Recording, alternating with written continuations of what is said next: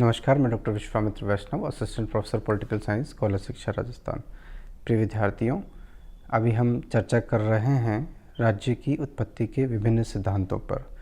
इन सिद्धांतों में हमने अभी तक राज्य की उत्पत्ति का विकासवादी सिद्धांत और राज्य की उत्पत्ति का बल सिद्धांत, फोर्स थ्योरी पर हमने चर्चा की है। अब हम राज्य की उत्पत्ति के पितृसत्तात्मक सिद्धांत या patriarchal theory of state origin पर चर्चा करते हैं।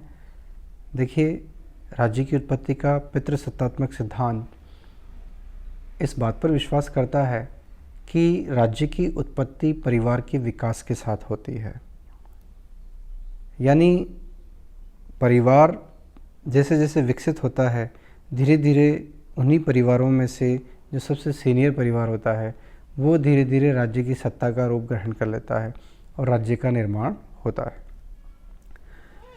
देखिए, यहाँ पर पितृसत्तात्मक सिद्धांत के जो सबसे प्रमुख प्रतिपादक है वो सर हेनरी मैन है।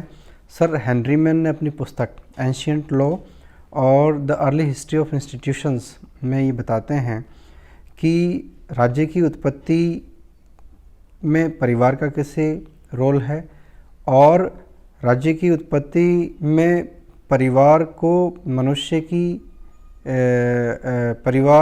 मनुष्य की प्रथम इकाई माना है।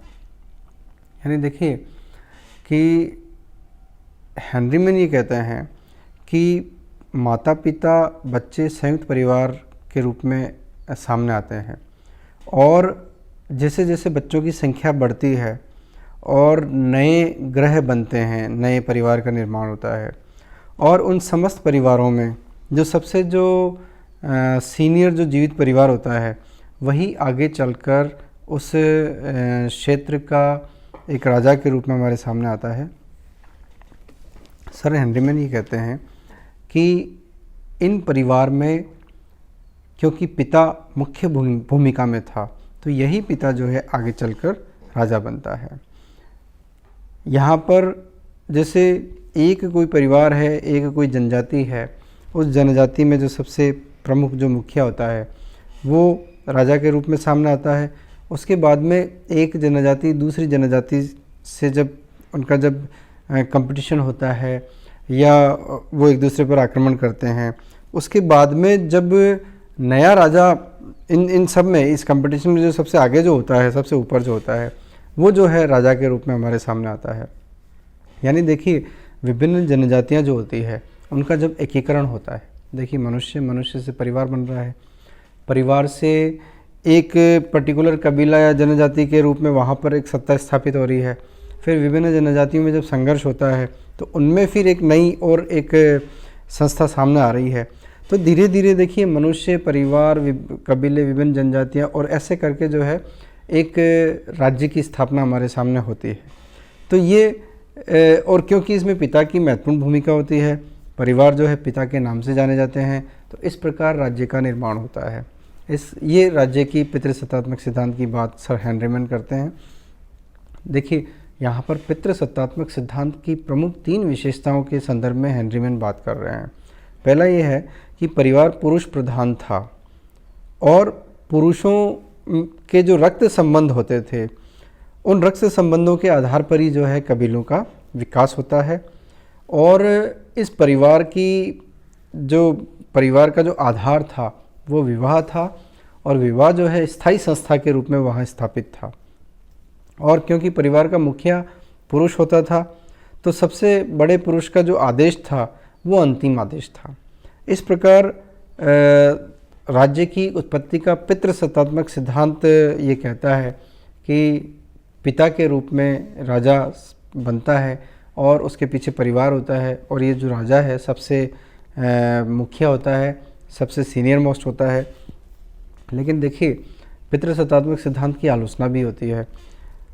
देखिए, जब हम क्योंकि ये एक पक्षीय अध्ययन है, जब हम राज्य की उत्पत्ति के विभिन्न कारण जब हम खोजने का प्रयास करते हैं तो विभिन्न कारणों में बहुत सारे इसके रीज़न है। उसमें डेवलपमेंट भी एक रीज़न है, उसमें विवेक का जागरण एक रीज़न है, लोगों में जागरूकता आती है, लोगों के अपने स्वार्थ होते हैं, उसके आधार पर जो है उसका जो है डेवलपमेंट हो रहा है। इस प्रकार देखिए कि जो विभिन्न कारण हैं उन कारणों को साइड में रखा गया और एक ही उस कारण के आधार पर राज्य की उत्पत्ति की जो बात कर रहे हैं वो अपने आप में पूर्ण नहीं है।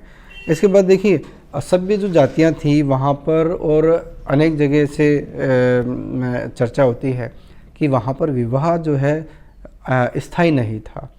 तो ऐसी स्थिति में हम ये नहीं मान सकते कि क्योंकि विवाह जब स्थायी नहीं होता है तो कौन पिता होगा, कौन परिवार का मुखिया होगा। तो यहाँ पर एक आलोचना ये भी होती है।